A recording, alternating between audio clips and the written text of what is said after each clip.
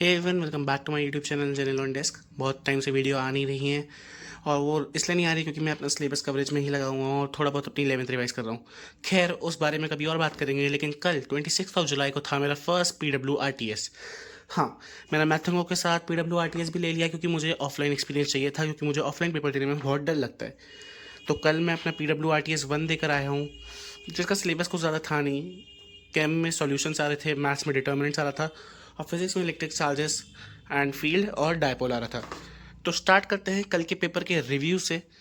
अगर आपको ये जानना है कि PWRTS में कौन कौन से डॉक्यूमेंट्स चाहिए या फिर कैसा होता है पूरा प्रोसीजर पेपर का, तो वो कभी किसी और वीडियो में बात करेंगे। पर आज बात करते हैं कल के पेपर के रिव्यू की, कि कल का पेपर का लेवल क्या था। इट क्या ये पहले जैसे RTS इतना टफ था, बहुत ज़्यादा टफ था, क्वेश्चंस हो ही नहीं रहे थे, या फिर इट वॉज सफिशेंटली ईजी। तो बात करते हैं आ जाओ पेपर की सब्जेक्ट बाय सब्जेक्ट। सबसे पहले बात करते हैं फिजिक्स की। तो फिजिक्स का पेपर पिछले साल के कंपैरिजन में इजी था। पिछले साल की RTS का लेवल इस बार के पहले RTS के पेपर से अच्छा खासा था। मैंने दोनों पेपर देखे हैं और सॉल्व भी करे हैं। कल की फिजिक्स वॉज कंपैरेटिवली इजी, लेकिन कुछ जो की पॉइंट्स थे कल की फिजिक्स में वो थे फ्रेमिंग ऑफ क्वेश्चन बहुत नाइसली करी गई थी, क्योंकि हर एक इजी से इजी क्वेश्चन को भी अच्छे से फ्रेम करके गया था।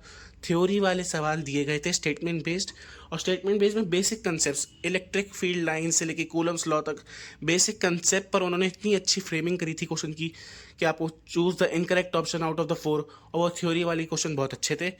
जो 4 से 5 क्वेश्चन थ्योरी वाले थे फिजिक्स में, वो बहुत ही अच्छे क्वेश्चन थे। उसके बाद करते हैं कंसेप्ट सिंपल था पर कुछ क्वेश्चन ट्रिकी थे। उन्होंने थ्योरी के थ्रू ट्रिकी बनाया, थोड़ा बहुत उन्होंने इंटीजर टाइप में ट्रिकी बनाया। और उसके बाद आ जाते हैं, बचा हुआ पेपर था पूरा फॉर्मूला बेस्ड। और जो हमारे इंटीजर टाइप क्वेश्चन थे फिजिक्स के, वो स्कोरिंग ही थे, क्योंकि 5 में से 5 मोस्टली सारे बच्चों के सही है कल के पेपर में। तो फिजिक्स को हम ओवरऑल मॉडरेट लेवल पे ही ट्रीट करेंगे। It was not too tough, not too easy I would say. पर अगर कोई अच्छे से पढ़ के गया है तो आई थिंक कल के फिजिक्स के पेपर में उसके 60 to 70 मार्क्स ईजिली बन जाने चाहिए। मेरे कितने मार्क्स बन रहे हैं इस पेपर में मैं वीडियो के लास्ट में आपको बताऊंगा, तो लास्ट वीडियो देखते रहना। अब बात करते हैं अगले सब्जेक्ट की, वो थी केमिस्ट्री। केमिस्ट्री पूरी फॉर्मूला बेस्ड थी। एक भी क्वेश्चन फॉर्मूला से ना हो ऐसा था ही नहीं। पूरी फॉर्मूला बेस्ड थी। एक दो क्वेश्चन ट्रिकी थे और बाकी स्टेटमेंट बेस्ड क्वेश्चन थे मोस्टली। और इस पेपर ने सारे टॉपिक कवर कर दिए सॉल्यूशन चैप्टर के। मतलब अगर आपको एक अच्छा रिवीजन चाहिए सॉल्यूशंस का, you can give this paper. इस पेपर में सॉल्यूशंस का एक एक कंसेप्ट से क्वेश्चन पूछ लिया था उन्होंने। और मैंने जैसे कि आपको बताया, इसमें थ्योरी बेस्ड क्वेश्चन भी थे और कैलकुलेशन कैलकुलेशन अच्छी खासी थी पेपर में। और खास करके इंटीजर टाइप वाले क्वेश्चन में कैलकुलेशन बहुत ही एकदम पॉइंट तक गई थी कि 12.3 आ रहा है तो 12 मार्क करना है। 12 पॉइंट किसी ने 12.5 करके 13 मार्क कर दिया तो उसका क्वेश्चन गलत होगा। इंटीजर बेस्ड जो क्वेश्चन थे वो बहुत ज़्यादा कैलकुलेटिव थे। अब बात करते हैं बच्चों का nightmare, of course the maths. Maths was as usual quite lengthy थी। अगर आपको डिटर्मिनेंट्स की प्रॉपर्टीज अच्छे से याद नहीं है, आपको कैलकुलेशन बहुत ज़्यादा करनी पड़ेगी, बहुत ज़्यादा टाइम लगेगा। मेन पेपर का यही एजेंडा था कि कंसेप्ट ईजी था बट कैलकुलेटिव प्रॉब्लम्स थी। और कुछ इंटीजर बेस्ड टफ बना दिए गए थे मेरे ख्याल से, मुझे जो टफ लगे।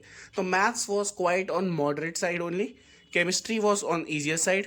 तो अगर केमिस्ट्री में अच्छे मार्क्स मेरे हिसाब से तो 75 से 80 इज द बेयर मिनिमम और गुड मार्क्स यू विड से in this paper.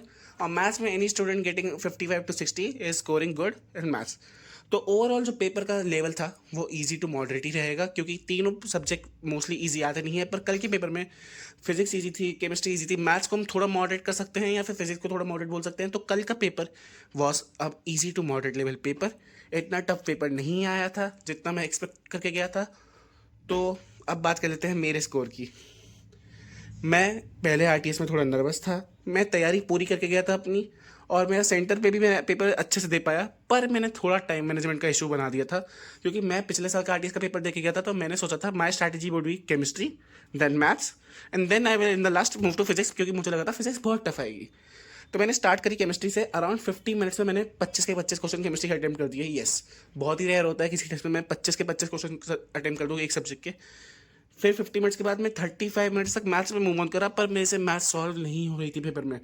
Around 1 our 25 minute तक मेरे पे सिर्फ 35 मिनट्स में मैथ्स के 7 क्वेश्चन हुए।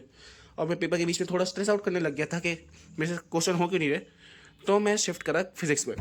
मैं जैसे जैसे मैंने फिजिक्स पढ़ी मुझे लगा कि फिजिक्स डुएबल आई है, और मैं फिजिक्स में ही अटका रहा। तो मैं 40 मिनट्स में मैंने पूरी फिजिक्स कंप्लीट करी। फिजिक्स में मैंने अटैम्प्ट करे हैं 23 क्वेश्चंस। और फिर जो बचा हुआ टाइम था लास्ट के 50 मिनट में, मैं वापस मैथ्स पे जंप करा, थोड़ा बहुत फिजिक्स पे जंप करा। तो मैं मैथ्स में सिर्फ 7 और क्वेश्चन कर पाया था। टोटल मैं मैथ्स में केवल 14 क्वेश्चन कर पाया। मुझे लगता है अगर मैं थोड़ा और एफिशिएंट रहता अपने टाइम के संग तो मैथ्स में मैं 17 क्वेश्चन तक कर सकता था इस पेपर में। पर कोई बात नहीं, मेरा पेपर ओवरऑल अच्छा ही गया था। मैं क्या कहूँगा, क्योंकि मैंने सेंटर में बाकी बच्चों से बात करा था तो उन्होंने करीबन 50 to 55 क्वेश्चन अटेम्प्ट करे थे। मैं 62 क्वेश्चन अटेम्प्ट करके आता हूँ, आ गया था पेपर में।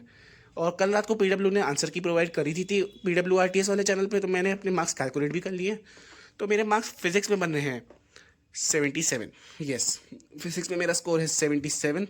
मैंने 23 अटैम्प्ट करे थे, मेरे 3 रॉन्ग है। केमिस्ट्री में मेरा स्कोर बन रहा है 95। लेकिन इसमें मुझे थोड़ा सा डाउट है कि मैंने एक क्वेश्चन का आंसर क्या मार्क करा है। तो मैं इसको 90 कंसिडर करके चलूँगा। 90 से 95 मेरा केमिस्ट्री में स्कोर है। और बचे हुए मैथ्स में मेरा स्कोर है 51। मैंने 14 अटैम्प्ट करे थे, एक क्वेश्चन गलत है।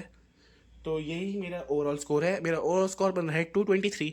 बट जो केमिस्ट्री का क्वेश्चन का डाउट है उससे वो 218 भी बन सकता है। तो मैं इसको यही बोलूँ, सॉरी फॉर द टेक, पर तो जो मेरे मार्क्स बन रहे हैं वो है अराउंड 213 से लेकर 223। तो PWRTS का जो रिजल्ट आने वाला है वो 29 जुलाई, दैट मीन्स वेंसडे, और आज है मंडे जब मैं ये वीडियो रिकॉर्ड कर रहा हूँ। तो फाइनल स्कोर मैंने आपको बता दिया है। आपका कितना स्कोर है वो कमेंट में ज़रूर डाल देना। और अगर आप भी एक JEE एस्पिरेंट हो, 2027 के लिए अपेयर कर रहे हो और 2028 के लिए भी अपेयर कर रहे हो, तो इस चैनल को सब्सक्राइब कर सकते हो और वीडियो को लाइक कर सकते हो। आर्टिस्ट का रिव्यू मैंने डाल दिया है।